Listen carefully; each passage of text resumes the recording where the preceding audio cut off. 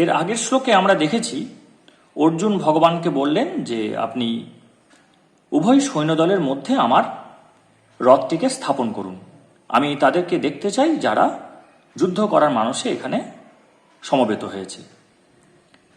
এরপর শ্লোক 23, প্রথম অধ্যায় বিষাদযোগ, বিজি 1.23।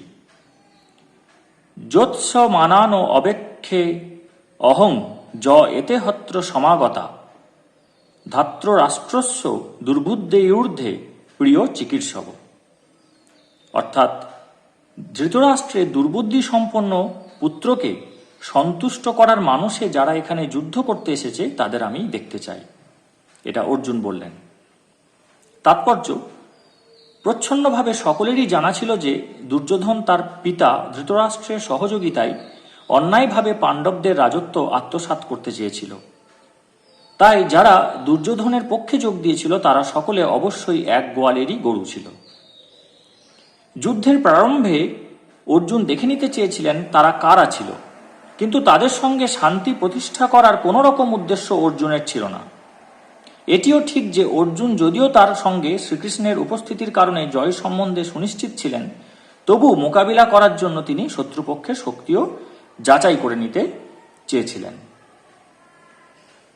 এর পরের শ্লোকটিতে আবার নামের ব্যাপারটি আসছে, আপনারা একটু খেয়াল করবেন যে কাকে কোন নামে ডাকা হচ্ছে এবং তার কারণ কি।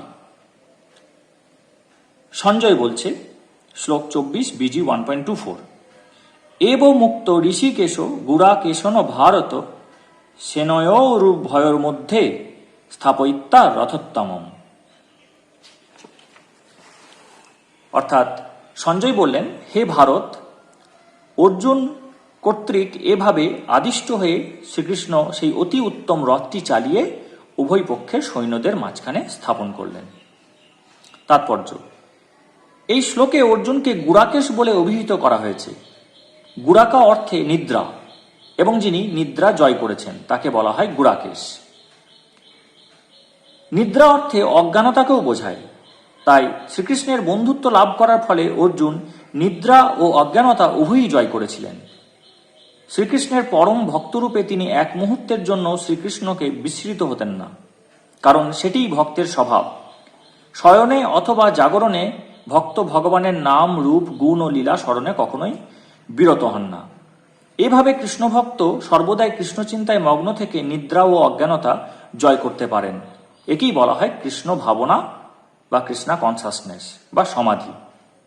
ঋষিকেশ অথবা সমস্ত জীবের ইন্দ্রিয় মনের নিয়ন্তা হবার ফলে শ্রীকৃষ্ণ সৈন্যবাহিনীর মধ্যে অর্জুনের রথ স্থাপন করার অভিপ্রায় বুঝতে পেরেছিলেন।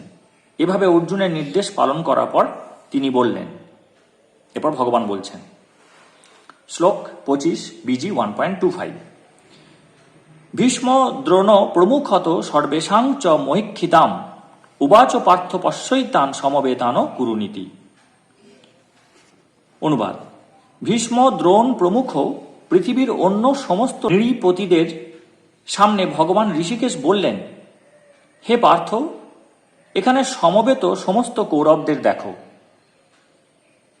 এই তাৎপর্যটি গুরুত্বপূর্ণ, ভালো করে শুনবেন। জীবসমূহের পরমাত্মরূপে ভগবান শ্রীকৃষ্ণ বুঝতে পেরেছিলেন অর্জুনের মনে কি চলছিল।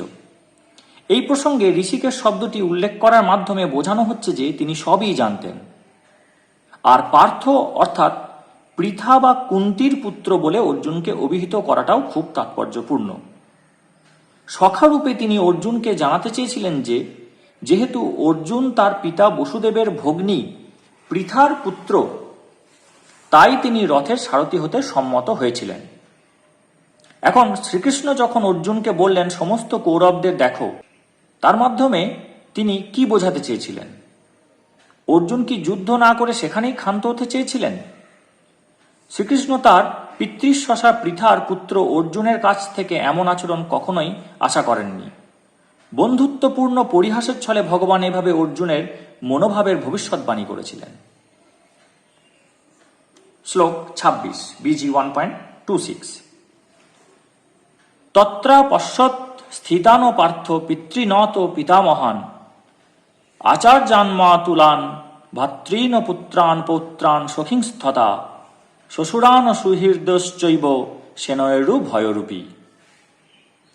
অর্থাৎ সেখানে অর্জুন উভয় পক্ষের সেনাদলের মধ্যে পিতৃব্য অর্থাৎ পিতার সমান, পিতা মহান অর্থাৎ পিতামহদের সমান এবং পিতামহ, আচার্য, মাতুল অর্থাৎ মামা, ভাই ভাতৃণ, পুত্রান পুত্র, পৌত্র নাতি, সখা অর্থাৎ মিত্র, শ্বশুর এবং শুভাকাঙ্ক্ষীদের দেখতে পেলেন। তাৎপর্য: যুদ্ধক্ষেত্রে অর্জুন সমস্ত আত্মীয় স্বজনকে দেখতে পেলেন। তিনি ভূরিশ্রবা আদি পিতৃবন্ধুদের দেখলেন, ভীষ্মদেব সোমদত্ত আদি পিতামহদের দেখলেন, দ্রোণাচার্য কৃপাচার্য আদি গুরুবর্গকে দেখলেন, শল্য শকুনি আদি মাতুলদের দেখলেন, দুর্যোধন আদি ভ্রাতাদের দেখলেন, লক্ষণ আদি পুত্র তুল্যদের দেখলেন, অশ্বত্থামার মতো বন্ধুদের, কৃতবর্মার মতো শুভাকাঙ্ক্ষীদের দেখলেন। এছাড়াও সেনাবাহিনীর মধ্যে অনেক বন্ধু বান্ধবকেও দেখতে পেলেন। এরপরেই বিষাদ শুরু হবে। শ্লোক 27 জন্য অপেক্ষা করুন, পরের ভিডিওতেই আসছি। জয় শ্রীকৃষ্ণ।